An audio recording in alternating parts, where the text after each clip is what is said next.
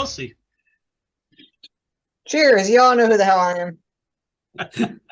No, we don't. And I'm David Keener.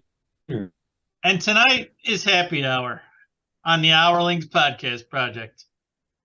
So, how you guys doing? What's I'm doing happening? good. What's happening? I'm excited for summer. School is almost over for me, for this semester anyway. And then I am free for the entire summer. I'm excited. Me, it's allergy season for me. That's why I'm on drugs. Lots of drugs. We can see it's allergy season for you. Yes. You like these eyes? The ruby red. Yes, you have no idea. And this is them in better shape than they were last week. Yeah, allergy used to kick And my Marty, ass how are you? that bad, but I've been, I went and got an allergist and allergy shots and stuff that have fixed me right up. It's like magic for me. I'm even, camping now again in the spring, which I haven't done in decades. Do you have allergy shots? So you get that like every year? Shots, Allergy like every shots I take every week. year? Oh my gosh. Dang. Yeah, it's You're great. not I had allergy shots when I was a kid. They worked wonders. Yeah, it's pretty awesome. Who would Ever have thought? since I started it, What are you guys excited about writing wise? And you are so laggy, Marty. What is with you? It's never you. It's not me anymore because my internet speed is the max. I have upgraded. Yes, I am now the cyber or whatever. I don't know. My wife is probably out Cybers there are on the internet doing stuff. Damn it. Cyber dating without you? Surfing porn, probably. Yeah, exactly. Yeah. Well, I'm excited about this. This is Fantastic Detectives, an anthology of fantasy detective stories edited by myself and the illustrious Donna Royston.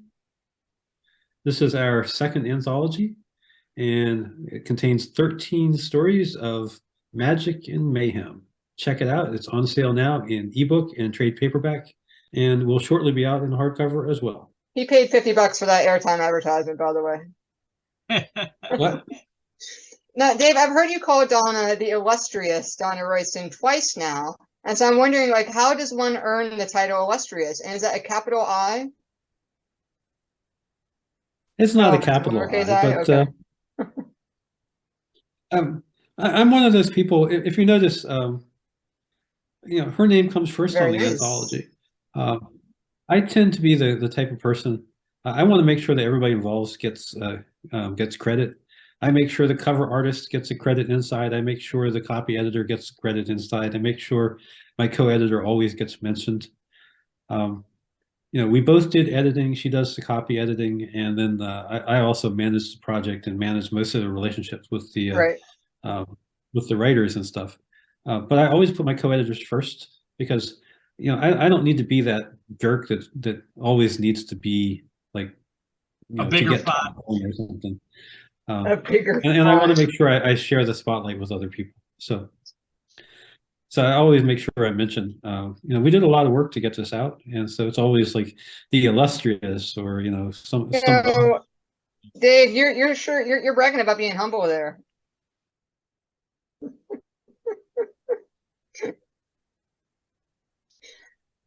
So now we finally got this one out the door.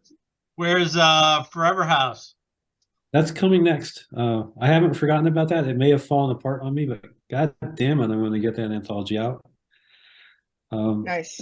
Honestly, we're late enough with that people have the right to publish the stories separately, but because it's sort of linked, I don't think anybody really will now. But we have another anthology in the mix, and we're not starting another anthology project until the Forever Inn is out. That's an anthology about basically a shared setting. It's a bar in an inn that appears in different alternate universes. It stays for a couple days or a week and then moves on, and it's all about the people who work in the bar or end up visiting the bar. So every story has to have something to do with the bar in one way or another, but it doesn't have to be fully set there. So we think it's an interesting premise. For whatever reason, the project kind of fell apart on us for a bunch of different reasons, but it is coming back. All right, we're reading for you. You got it. It is happening. I'm excited about something. Uh-oh. So I recently got a technology grant, which is specifically for people with disabilities to apply for technology that would enhance their life, that helps them do things other people can do, that kind of thing. I applied for a mechanical golf club. It is a golf driver that you can pull the trigger and it will boom shoot the golf ball like way down the fairway. And I'm stoked because I can putt myself. Already, we putted before. Yeah. But driving was always out of the question. So hey, I'm excited. They approved the club, and I'm going to be getting it pretty soon. I'm going to test it out, get better at it, and then I can do 18 holes. So I'm Does it stoked. actually use a club? Does it swing a club, or is it Yes, just shoot it like out of a gun? No, it looks like a driver, but it doesn't swing. You pull the trigger or the button or whatever, and I think it's like a piston. Just boom, it comes out with a lot of power and hits the golf ball. And I've seen video of it. That ball flies.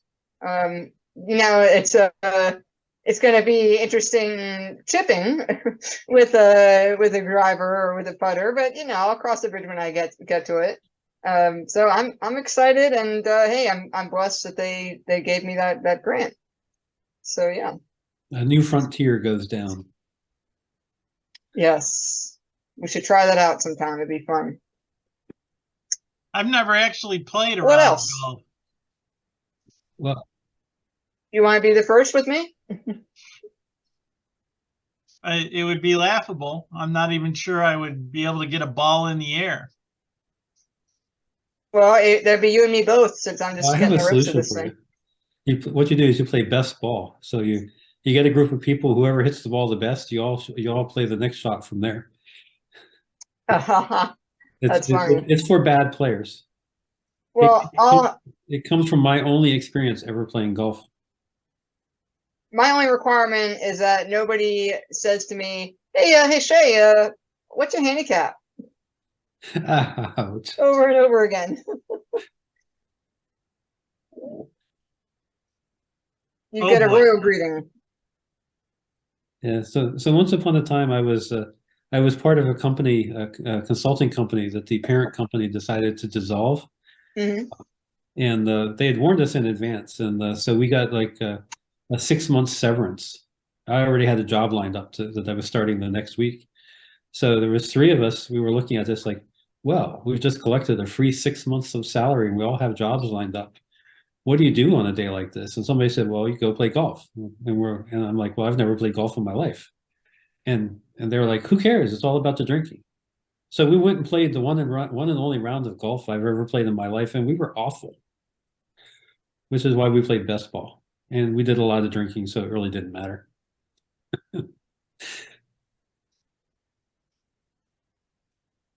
Well, this week was a weird one for me because early this week, my wife got her hip replaced.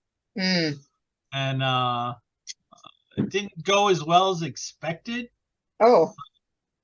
The actual surgery went great. Installed the new hip, quick and easy. The weirdness came after her blood pressure dropped. She was running an average blood pressure of like 80 over 45. And she couldn't stand up without feeling faint. And if you can't stand up, you can't do physical therapy. If you can't do physical therapy, they won't let you out of the hospital. Yeah. So she ended up spending an extra few days in the hospital while her blood pressure got back up to snuff. But she's home now and doing great. It cracks me up that 3 days ago, she got her hip replaced, and she's walking around the house with just a cane already. And so she's doing great. And pressure dropping and the general faintness, did she have any of those symptoms, or she just felt fine and it was just a weird blood pressure issue? it was just a weird blood pressure issue. Apparently, they say it's common after this surgery for people that had a spinal block for pain management during the surgery, which she did. So they just had to wait it out, let her flush all that out of her system, and then it, came back up. But they kept a good eye on it. The hospital staff was great, was very helpful and very nice. Good bedside manner on all of them. Usually you get that one nurse that's an asshole, but they were all great for this.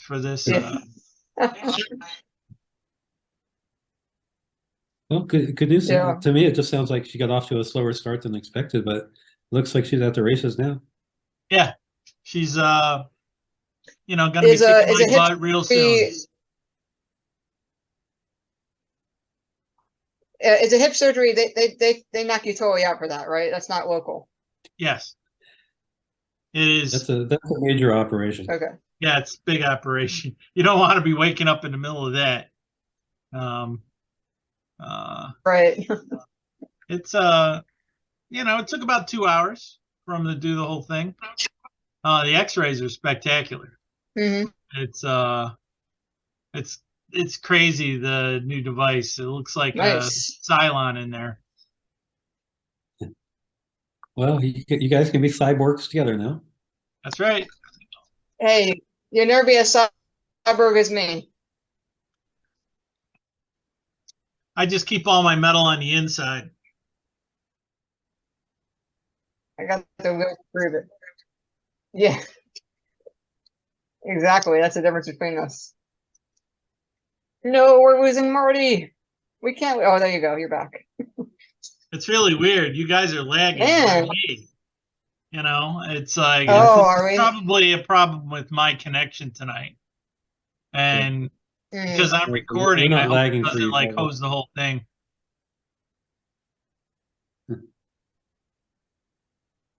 We just have to re-record and drink more and have an even crazier round of comments. Yep. Nice. Well, Marty and I are doing a book festival in April called Manassas Reads, so that'll be exciting. It's kind of an interesting venue because you're competing with a bunch of free books that are thrown into the middle of the pavilion, and you have your table and you're selling books. But believe it or not, I still had pretty good sales last year despite the competition with free merch. So I'm looking forward to it. Maybe we'll do like a little cameo podcast episode or something. We'll see. Yeah, it's semi-outdoors too. It's under a pavilion, so I'm hoping for good weather. In past years, the years that it has been windy and stuff, it's crazy when it's really super windy. So signage might be different. I might not, put up my usual signage.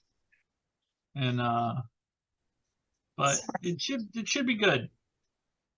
The festival itself, this day, the Manassas Reads, is in the middle of a festival that they have, and the local library system gives away all their surplus books during this event, mostly children's books.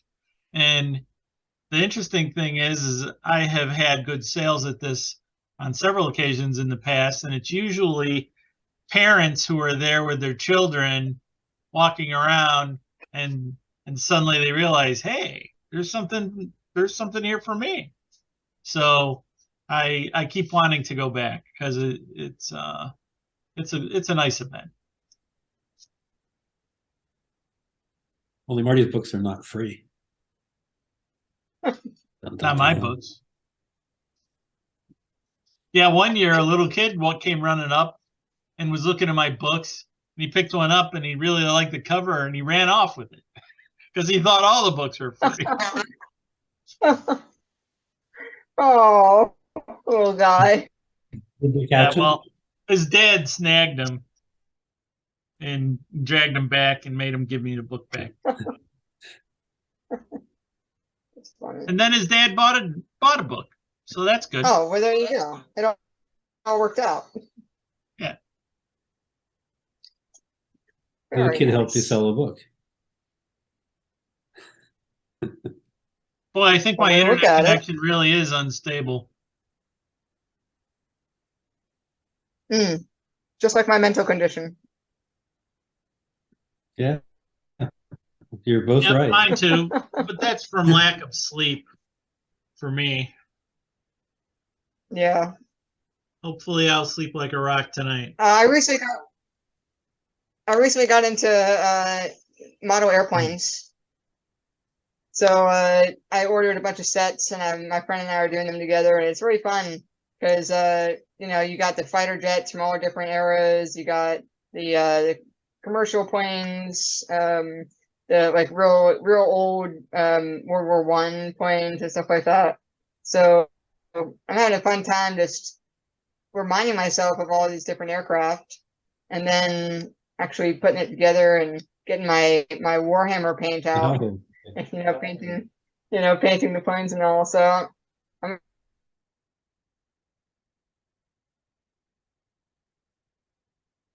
with the scale 1/48, which is 48 times smaller than the real thing.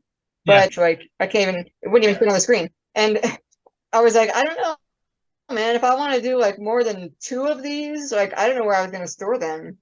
So I switched to 172, which is smaller, and you can have a whole full,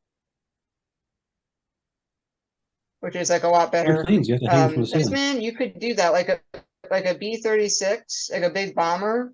Even in 172, that thing is like almost 2 feet across. Like it's huge. So some of them you could. 132 is enormous.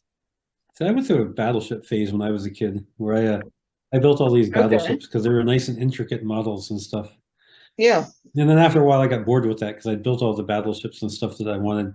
So I started taking my, remember those Hot Wheels cars and stuff? Yeah, sure. And suddenly the turrets from some of the battleships ended up getting glued to some of the cars, and it made for some interesting, gameplay before I really knew anything about role playing games or board games or anything. My cars had turrets and stuff. Mm-hmm. I Where'd you display the ship? I just had them on shelves in my bedroom. Oh. I like doing hot rods and models. In Mm-hmm. fact, I've just done one recently. I'll show it to you.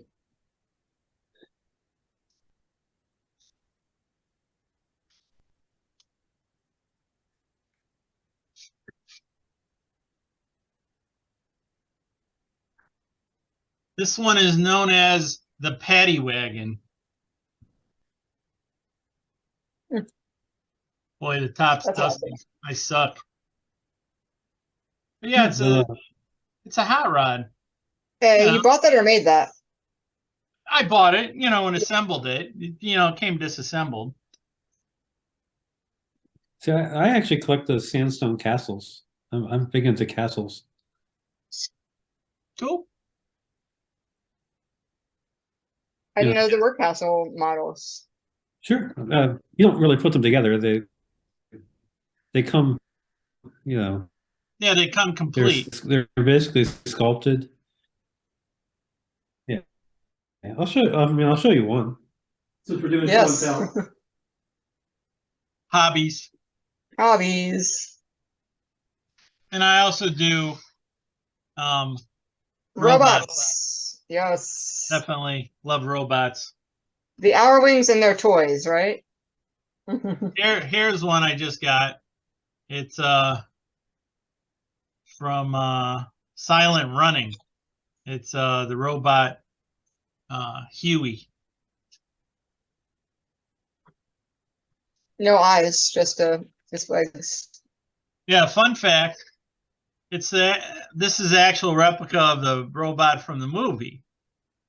Mhm. And the robot, could walk and stuff. There was actually an actor in this who did not have he did not have a pelvis. And these were his hands. So he would walk, as the robot inside this thing. And there was 3 of these robots, and they were all different form factors, and they all had Vietnam vets in there that were missing large scale amount of their lower bodies. That's awesome for him. That's great. So see if you recognize this castle. Highlander. Yes, this is Island Donan, which was made famous by the movie Highlander, starring Christopher Lambert, which I've actually been to in Scotland. It helps having a Scottish wife. We go to Scotland a lot. It's very disappointing to find out that it was mostly a reconstruction.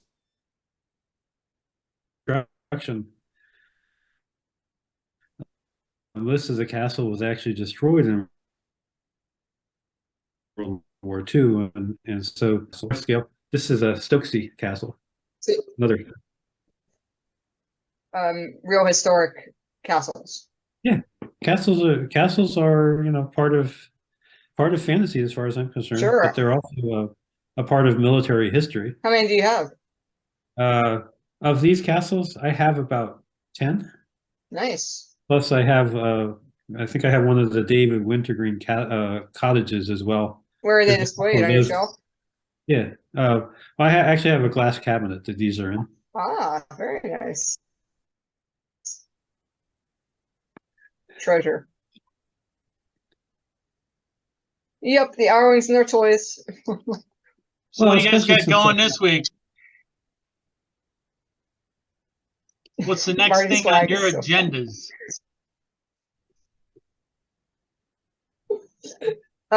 Next thing on our agendas. I organized a yard sale, so tell Brenda. And she likes yard sales, doesn't she? Loves them. Yes. So yes. So tell her it's this Saturday, and the entire neighborhood is doing it. So I'm excited for that. And then I'm leading a nature walk on Sunday for the Virginia Master Naturalists, of which I am one. And I am the only certified Virginia Master Naturalist in a motorized wheelchair. And they just love this. They think this is amazing. So they oftentimes ask me to do like little walks and stuff. And particularly I get to flex and show them how I can ford rivers and go over routes and, generally just be adventurous in my wheelchair, and everyone's shocked that I can do that. And that's just a fun little day for me to feel very fine and daring. So I'm looking forward to it. I'm going to a book club on Saturday. We're reading The Prince by Machiavelli. Oh, yes. Classic. Okay. Yeah, it's really interesting. It's not as good as I thought it would be. For as famous it is not really a good read. Because you found it boring, or because you found it dark? Because it's boring. The way that he wrote was like too matter of fact. It's like, oh, he's got to get this essay done before it's due in the morning kind of feel. I mean, it is dark. I mean, he very coldly is like saying, okay, if you want to have your reign of power to be successful, you've got to find the entire family of the previous reign and kill them, especially the children. You got to kill all those children. It's really weird. It's pretty dark, and it's definitely been fodder for my international relations classes. We've discussed it this year, in fact, in my ethics class. And I mean, circumstances where you have to be a little harsher than maybe you would be comfortable with if you weren't in power. but certainly not to the degree of you were saying, like murdering children. But the interesting thing about Machiavelli is that, according to my understanding of what many historians think of him, is that Machiavelli himself was actually a rather gentle and kind person. He was just writing the prince in order to get a job, basically, to stay in the royal court and to tell the people what they wanted to hear about their rule. So he was saying, yeah, you're justified. Yes, you should be doing this. Yes, be cruel. Yeah, he was actually in his real life. In his real life, he was actually kind of a boring bureaucrat for most of his career. Sure. Interesting. So anyway, it'll be a good discussion on Saturday. That'll be fun. Gosh, I don't think I have anything that exciting lined up. I mean, I've got. I've been doing planning for events, so I have Balticon coming up. I'll be on programming at that. I have Capclave coming up in the fall. Some other sales events that I'll be appearing at as well. But this coming weekend, I don't think I have anything really planned. Cleaning I guess your I'll be writing. Well, that's going to be ongoing. That's about a 2-week project to get that all fixed up. For the sake of our audience, I just opened my pool after my pump died at the end of last season, so it's a bit on the green side, and it takes about 2 weeks to get that fixed up the way the pool should be. Pond. At which point, at which point it'll be back to its sparkling clean self with its nice waterfall and everything. But right now, it's very green. Okay. No, I won't be showing pictures. It's like Shrek's pool. Shrek would probably love it. It's the same color. Yeah, it's a pond. Yeah, it's good. All right, what else you guys got before we're out of here? Should we say cheers? Why not? Cheers. Cheers. Have a great week. Yes.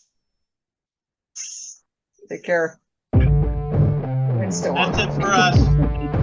Take care. See you next week.